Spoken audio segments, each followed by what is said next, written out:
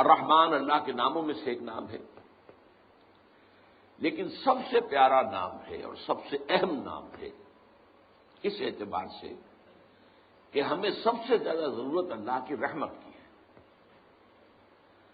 اللہ خالق ہے، یہ اس کا کام ہے، اس نے خلق کیا ہے، ہماری کوئی غرض تو نہیں تھی، ہماری کوئی درخواست تو نہیں تھی، اس نے تخلیق فرمایا۔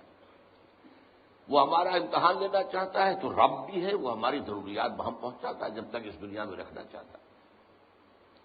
ہمیں جو اصل ضرورت ہے اس کی رحمت کی ہے، اس لیے کہ جو ابدی زندگی ہے، آخری زندگی اور ابدی زندگی، اس میں خیر کا، بھلائی کا، روح و ریحان، اس کا دار و مدار جو ہے وہ اللہ تعالیٰ کی رحمت پر ہے۔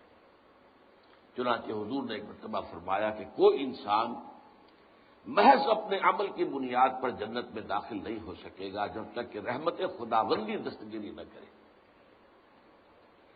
اس پر کسی صحابی نے بڑی ہمت سے کام لیا اور ہمیں ان کا ممنون ہونا چاہیے، اگر وہ نہ کرتے یہ ہمت تو جواب ہمیں کیسے ملتا؟ جب سوال آیا تو جواب آیا، کیا حضور آپ بھی؟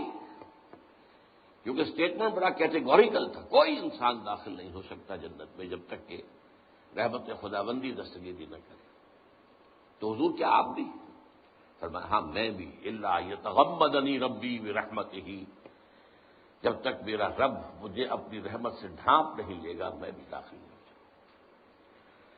یہ جو رحمت سے اللہ کے دو نام بنے ہیں، رحیم اور رحمان، ان میں رحمان کی شان یہ ہے کہ جس میں یہ رحمت خداوندی کی ایک شان آتی ہے جیسے اس میں جوش ہے، جیسے ٹھاٹھا مارتا ہوا سمندر ہو۔ ایک سمندر پرسکون ہے، ایک سمندر وہ ہے جس میں اونچی اونچی پہاڑ ایسی لہریں اٹھ رہی ہیں۔ تو رحمان میں رحمت خداوندی کی وہ شان ہے۔ تو اسماء خداوندی میں گویا کہ سب سے چوٹی کا نام الرحمان ہے۔